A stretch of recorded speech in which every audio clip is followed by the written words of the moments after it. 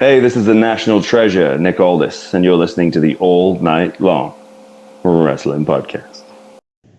Hello, everybody. Welcome back to another edition of the All Night Long Wrestling Podcast. I'm only saying it that way because Nick Aldis said it, and I can't pronounce it any other way ever. So welcome back to the show, guys. We appreciate everybody checking in. We are your hosts. He's a Stallion. I'm the Enforcer, and this week we have a very special guest all the way from the West Coast, Heather Monroe. Thank you so much for your time and stopping by the show today. Hello. Thanks for having me.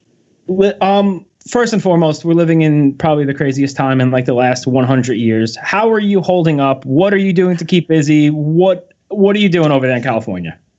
So I was going a little crazy at first, for sure, because just like thinking about all of the like things I should be doing this month specifically, and everything kind of that was falling apart. So I took some time, and now I'm with my parents in Arizona because they live close to me. So I decided about when everything started locking down to just come here because they have a house. It's obviously a little less saturated than California.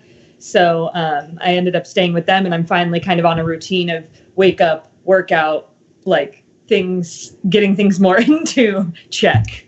Normalcy, if you will. A little bit more normalcy, as normal as whatever this is. As normal as we could be right now. So Arizona, so that's awesome. So I know California, I mean, state to state, the restrictions are so different. So is everything completely locked down in Arizona right now as well? Yeah, they have the stay-at-home order and all that. So a lot of stuff's locked down, but they just don't have as many cases. So, but they're being cautious about it. And I've been watching the news because I'm living with my parents. So I've been watching a lot of the governor speak, and he like seems to know what he's talking about, and they're really trying to push to do more testing. So I think that's the most important thing right now. Yeah, as long as everybody's healthy, that is by far the most important thing. And at least you're not by yourself, right? Like it would be so boring just to be locked down by yourself. And so it's cool that you're with your parents, and I'm sure if you have to go out or something like that, you could take care of everything. So yeah. It's a good situation over there. So you're in Arizona, living in California, and true or false, from Altoona, Iowa? Yes, Altoona, Iowa originally.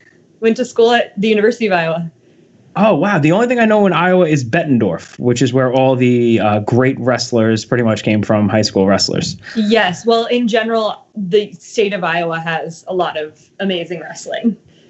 Farm boy strength, right? Yeah. That's what they call it out there. Everybody in Iowa wakes up with like a 30-inch neck and can lift insane amounts of weight. Yeah, everyone like walks around like this. Carrying carpets under each arm. Inflatable. Yeah, exactly. When did you make the decision to go to California from Iowa? I graduated from college and I got a degree in theater and cinema. So I had always planned to live in California, like since I was in the 5th grade. That was like my dream. I was going to go be an actress. So I moved out there right after I graduated, and that's kind of what brought me out there. Wow. Okay. So you always wanted to be an actress. Did you grow up watching pro wrestling, or was that just you grew up an athlete and it was kind of an easy transition? No, I watched wrestling growing up. Like I started right after the Monday Night Wars. So I was in 2001 when they were kind of like WCW was kind of right in the past, and everything was getting going with the Attitude Era. So that was kind of my introduction to it. So it's I watched funny, we just had all through my life since then. Gotcha. We just had Ava Everett on the show, and she was saying how she watched like a little bit during like the late 90s, but she hated it. And then she went back and watched it. Like when you started, like 2001, 2002, when everything really changed, and a lot of the women started getting a little more of a spotlight in that era. There were a lot of, and compared to the Attitude Era, where you had all just like the ridiculous match types and all the stereotypical stuff they did. It was right about 2001, 2002, probably coincidentally when Stephanie, I think, got in a little more position of power with the company, that it really changed and a lot of the women were featured more. Is that kind of what drew you to it, or just the overall, this is pro wrestling, I'm all in? Oh, yeah. I saw the Hardy Boys and Lita, and that was it for me. I was like, this is it. So, and they were still doing like the bra and panties matches, which I look back on and I'm like, that's so funny that so many women were inspired. Like this group of women that is coming up now and are like really making strides in the business were inspired by the women that wanted more from the bra and panties matches. So they were doing bra and panties matches, but they were still like showing that they could go, and especially when they could go with the dudes, and like they were being featured prominently. They were the big stars, like Lita and Trish were huge stars. Stacy Keibler, Tori Wilson, they were getting like big storylines around then. Yeah, and they were getting the reactions. I mean, the Sable. It's funny because like in the 70s and 80s, you had the Fabulous Moolah, who wasn't, with no disrespect to her, she wasn't exactly centerfold material at that point, but she was a very, very tough woman. And then you have the women in the 90s and the early 2000s who were the centerfold material, but were such great athletes. They had to kind of transcend that. And I think the WWE did it. They were behind the curve. I feel like the independent scene was a little more open to strong women in matches, intergender matches. Is that something? What's your take on? I mean, clearly you don't have an issue with intergender matches. Is that something you had to learn to be okay with, or you saw it and you're like, "That's sick. We're all wrestlers. Who cares?" Yeah, I don't think it ever bothered me. I think that's because in that era, you would see the guys hit the girls, and you'd see like a lot. They'd have like women go for the cruiserweight title or like wrestle the cruiserweights, like Jacqueline and Lita, and obviously like China was IC champion. China was a little before me though. Like I didn't see a lot of her stuff. Like I watched it eventually, but Lita was having matches with Dean Malenko. Like, you know what I mean? Like they were doing intergender matches back then that are more than what they're doing now on WWE at least.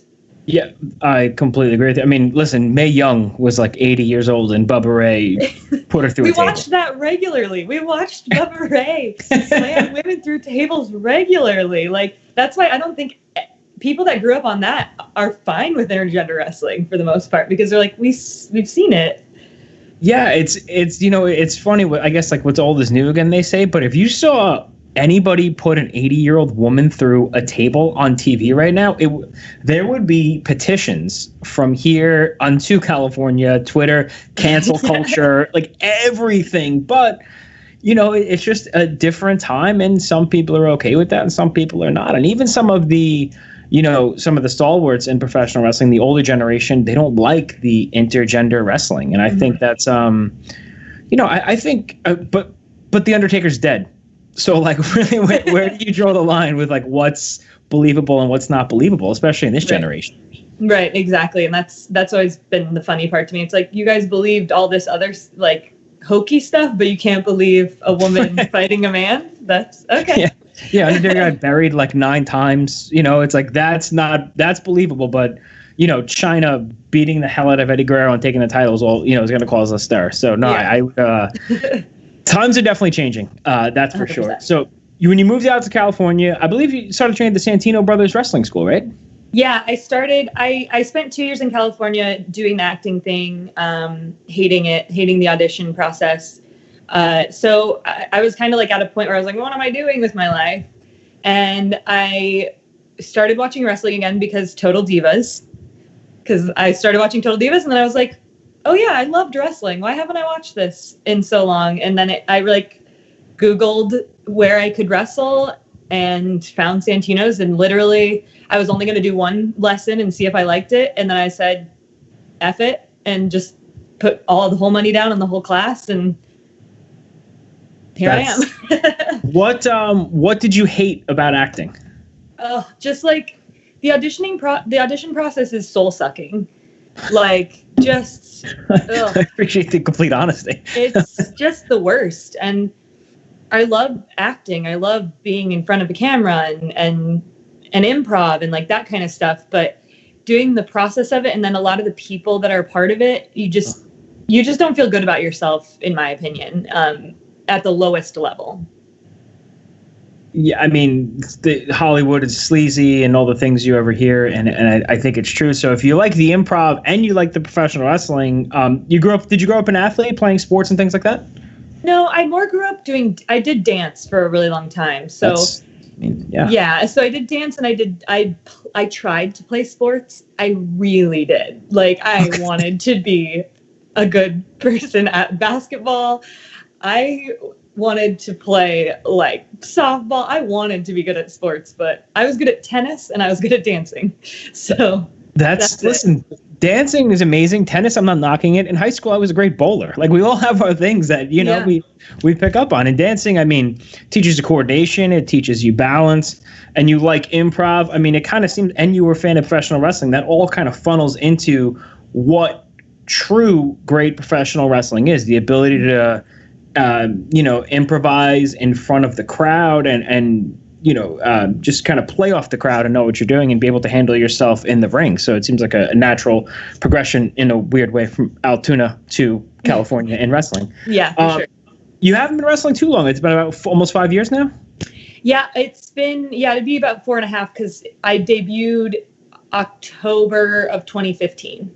Okay. And early on in your career, you were in the ring with like the who's who of women's wrestling. I mean, just Thunder Rosa, Taya Valkyrie, people, just name a few, Joey Ryan, of course. Is that like almost like a trial by fire when you're like, oh, sick, I've been training for a year, I'm going to get in the ring with these people? Yeah, I mean, I got really lucky too because when I first debuted, I went on tour with the band Pussifer. They had a Lucha Libre opening act, so I was part of that, and I was on the road for 6 weeks at a time with them. And the first person that I got to wrestle with was Katarina. Oh, so wow. Like she's someone great to learn from. So sure. I got really lucky just right off the bat that's who I was working with all the time. And my trainers were on the road with me too. Joey Chaos, Robbie Phoenix, and Eli Everfly. So it was like, I got really lucky with that. And then coming out of it, I had made friends with Laura James because she was on the tour with me the second time around. And that's how I met Joey and really got to like start getting a chance to learn from people that had been doing it for a while and that wanted to see me succeed, which was helpful. Sure. I mean, starting a career with Katarina, who was in the WWE, like that's, that's such a great opportunity. And that's 6 weeks at a time. You're putting a lot of road hours in, I guess I should say. What was it like being on tour? Was that any crazy tour stories? I loved it. I loved it so much. It was really fun. And it was a really good introduction for me to kind of get all the kinks out because we were working 5 days a week. So I was in the ring wrestling for at least 30 minutes a night, 5 days a week. So in front of like thousands of people. So it was really helpful for me to be like, come back and like be a little bit more polished than I would have been if I would have been working on the indies right off the bat. So it was super helpful. And like, I mean, me and Laura got into some stuff. That's how we became best friends. So there's one night where, it's a band that is fronted by the Tool frontman Maynard. So it's his passion project. So he was on the tour bus with us, and it was like one of the first nights that Laura was on the tour with us, and we were all drinking and like having a good time, like on the bus to the next spot. And she just started to stand in front of the trash can, and she wouldn't let people just throw their drink away. She'd be like, no, you have to have another drink before you can like throw your drink away. And she did that to Maynard, and everyone was like one of those things where it's like, huh, and then see if he's like cool with it, and then everyone's like, wait for it. Maynard cool with this? Okay, cool. And Maynard's a badass dude. He trains jiu-jitsu. He's messing people up on stage before. He's like a good dude that like is so creative and smart. I mean, you could just tell from his music and the Perfect Circle and all that stuff. So So that is quite the introduction, to professional wrestling. That was Laura's first time. That was my second tour. So I was like, that's she doesn't give a shit. No, clearly. I mean, if you're doing that to Maynard, so I guess through Joey Ryan, is that how you through bar wrestling? And a lot of people, being an East Coaster myself, like I said, we're from New York, Long Island area. Not a lot of people out here are all too familiar with bar wrestling. But it is such a fun promotion. It's actually available on powerslam.tv, and cheap plug, if you use our promo code all night long, you get 30 days free. So definitely go check it out and watch it. Just tell people who aren't familiar with it what bar wrestling is like. It's like a subculture in and of itself, right? Yeah. I mean, a lot of people compared it to early PWG because it's just kind of, the atmosphere is so fun and the crowds have just a good time. And I do think it's a bunch of people that don't know wrestling, that's like their one wrestling show that they go to, we see a lot of the regular wrestling fans there too, but it's like the show that I'll invite all my friends to that don't watch wrestling because I know they're going to have a good time no matter what. Because each match is like crazy and hard hitting or comedy. There's just a huge variety of like different types of wrestling on it too. It's not a bunch of everybody doing a shooting star press. It's one match is like this crazy off the wall tag match, and then there's this comedy match, and then there's like an intergender match, and then like it's kind of a little bit of taste of everything, which I think is like Joey's vision in general. Like he just loves storytelling and like wrestling and wants people to like do what they want to do. Yeah, and Joey Ryan, I mean, everybody knows the dick flip. Of course, that is what he is most famous for. But Joey Ryan is a hell of a professional wrestler, and he could kind of do everything. I mean, him and Candice versus the Young Bucks in the Guerrilla Warfare match is like one of the most brutal, my favorite matches of all time. And he's able to do that and then wrestle like Kikutaro and, you know, wrestle and do all this stuff. So, you know, to go to a show like that, like you're never going to be bored, it seems like, because you have each match is something a little bit different than what there was before. Yeah, and it doesn't get exhausting, like feeling like you're watching the same stuff. Right. Like, you know, we went to the Ring of Honor New Japan show at Madison Square Garden, and it was an amazing show, but it was like 45-minute match, 30-minute match, 45-minute match. And you kind of need, you know, you got to get a popcorn break at some point and be like, all right, or what do they call it? The let me up matches, right? You need something to break up the pace there. But as far as bar wrestling goes, unfortunately, you know, the couple of shows were canceled because of what's going on right now. So that is it safe to say that that's your home promotion? I mean, you're pretty much on almost every single show out there. Yeah, I would say that's really become that one, and obviously Santino Bros, but they don't run as often as they used to. But bar's definitely the place where I'm at the most because they run twice a month, and I'm on every show that I can possibly be on. Right. I mean, and through that, so clearly, I guess you and Laura formed the tag team, the Killer Base, which is just the most awesome name. Did you form that from your friendship on the tour? Yeah, we came off the tour, and I had one match before I went on the tour, so I was like really new. So we kind of talked about it, and it was a good way for me to get out there and like kind of feel out the independent scene a little bit more with her. Sure. And I guess on the tour, like if you only had one match for it, the people that are on, they're not like super wrestling fans, right? They're going for the music, so they won't kind of know. They don't even know wrestling, but they enjoyed it. Is there. So that's really the best time because you don't have like those critics that are like you fucked up. You don't have those people there. Exactly. They were happy to see a crossbody or a suplex, you know? Yeah. Like the 1985 high spot, right? Oh yeah. That's a sick cradle, you know? That's awesome. I'd be remiss if I didn't bring it up. A friend of the show, Rich Baku, he lives in Southern California. Talking about SoCal Pro Wrestling. He works with them over there. You were scheduled to wrestle Tessa Blanchard, I believe, for the... Yes. He told me about that. He's like, make sure you ask her. What? I'm like, okay. I'm like, all right, Rich, I will. So, I mean, that would have been enormous. So the coronavirus has yet taken something else cool from us. Would that have been, you think, your biggest match to date? She's the Impact champion. And I've wrestled Tessa a couple times before, but obviously she's now at even a higher level than when I wrestled her. But I was really excited for that match because the couple matches that we've had, the last match that I had with her was at Bar, and I really, really liked that match, but it was still like a little couple hiccups that I think if we would have wrestled again, we could have like really brought it down. Are we talking about rescheduling it? Do they know? I mean, I guess everything's kind of up in the air, right? Everything's so up in the air right now. Yeah, things are, and I'm really sad because I had a ton of matches that I was so excited for and a ton of new things that I was going to get to do.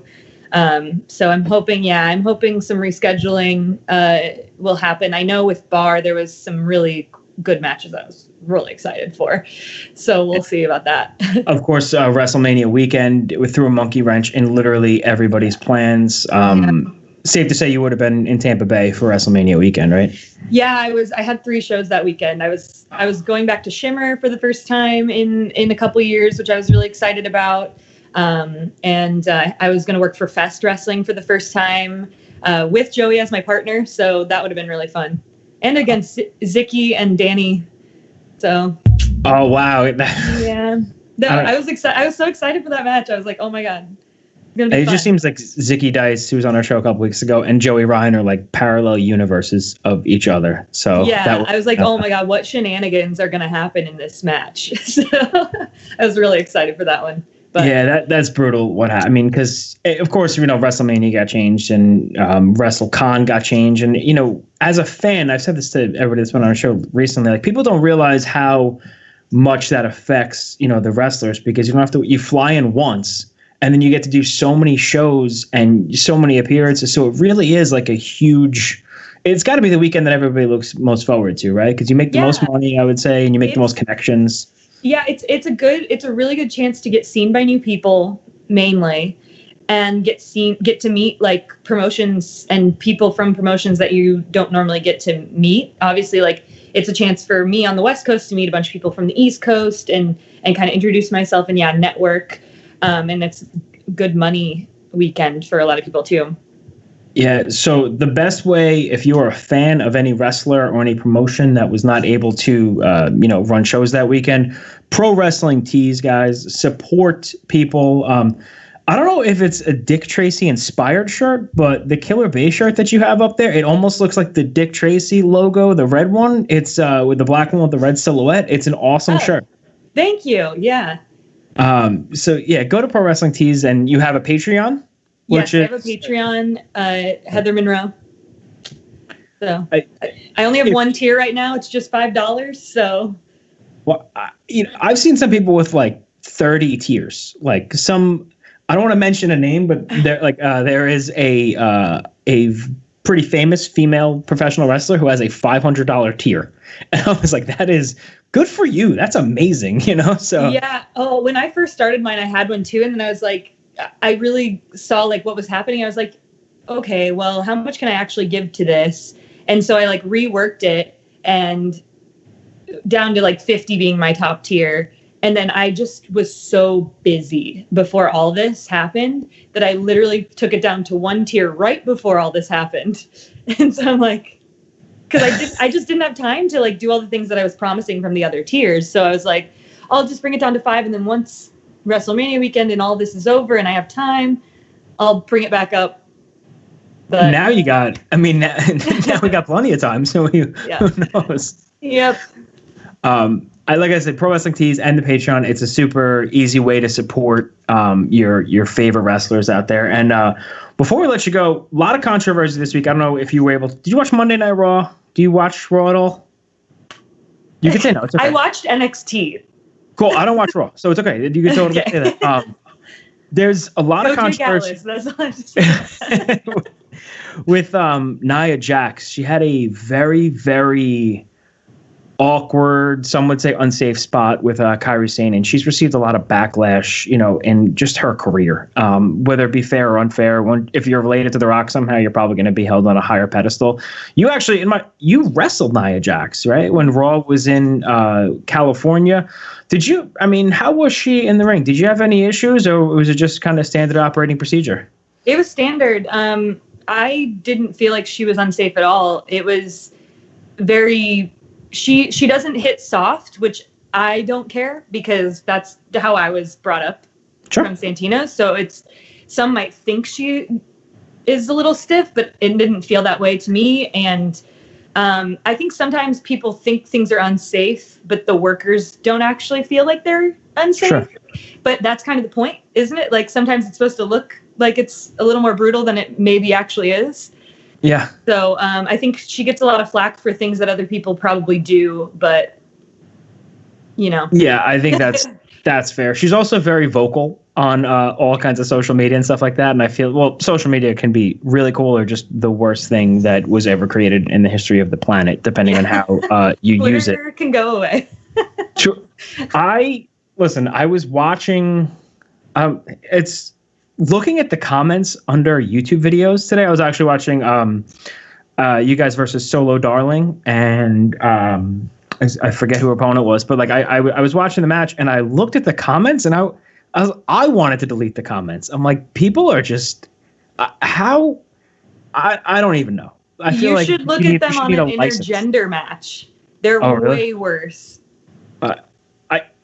Chris Dickinson versus Kimberly has like 7 million views. I think 7 million views on YouTube. Yeah. And now I guess that's why, because people are just creepy and weird, and it's yeah. So I have one that has 5 million on Title Match Network, and you do not want to read the comments on that.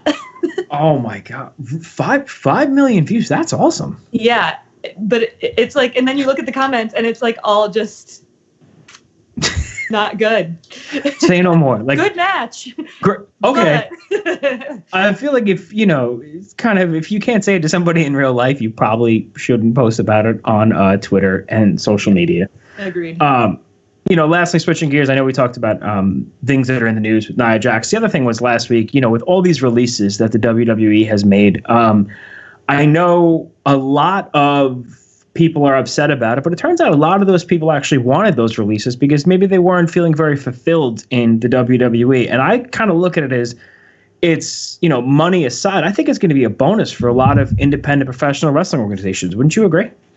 Yeah, I would agree. And I think every year they do this around WrestleMania. It was just a lot more people than I think that they normally do, and a lot more lower level people than they normally would.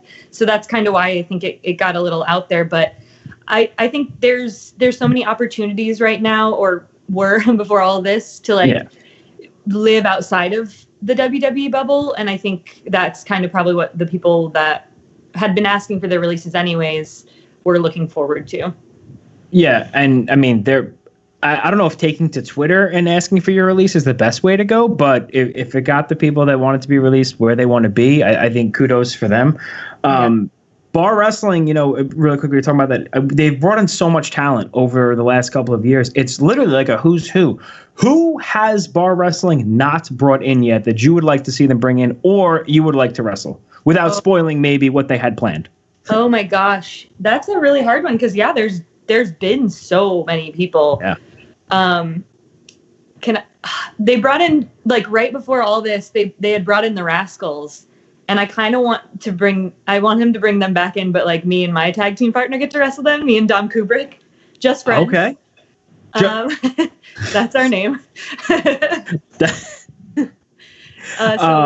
Rascals, yeah, that's a great call. I didn't even think that'd be a good one. I want to wrestle High-An.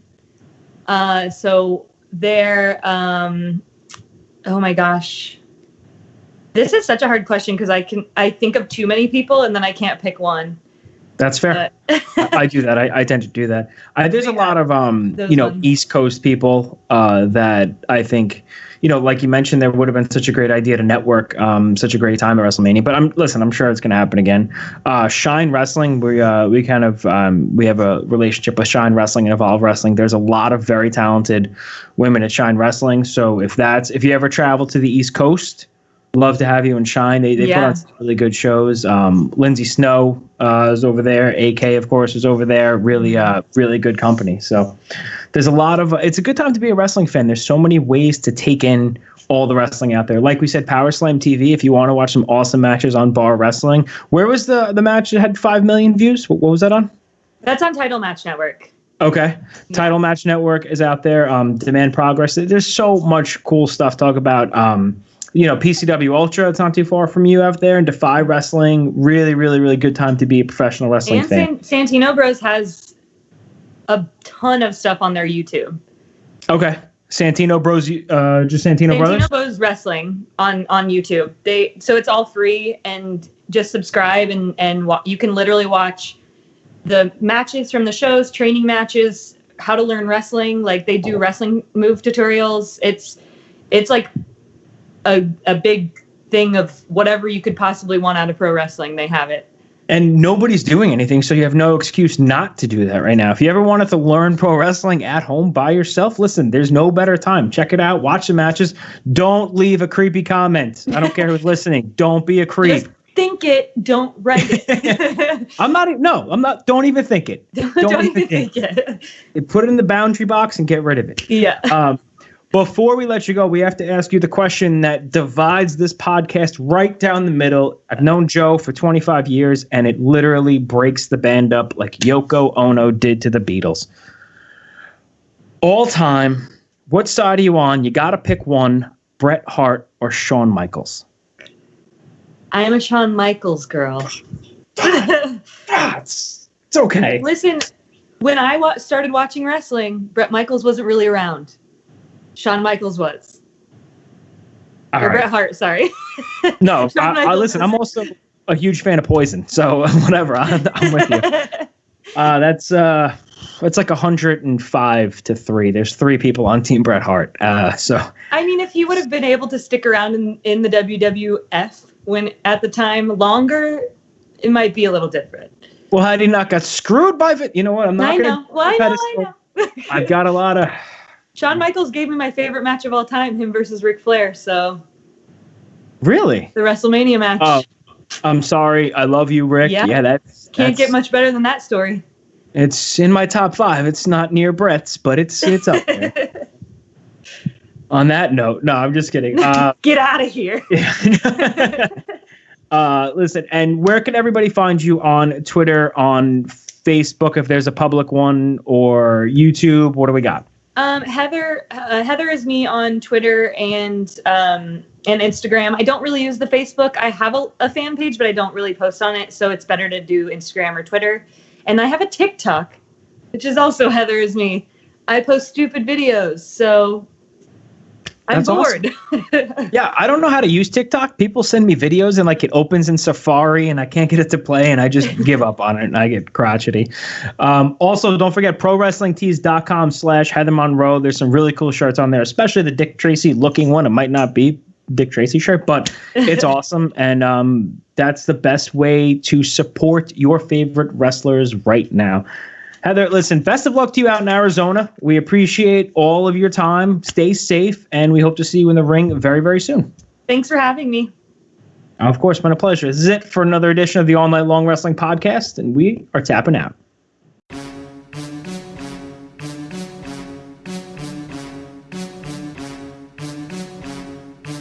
Now, with the best friends.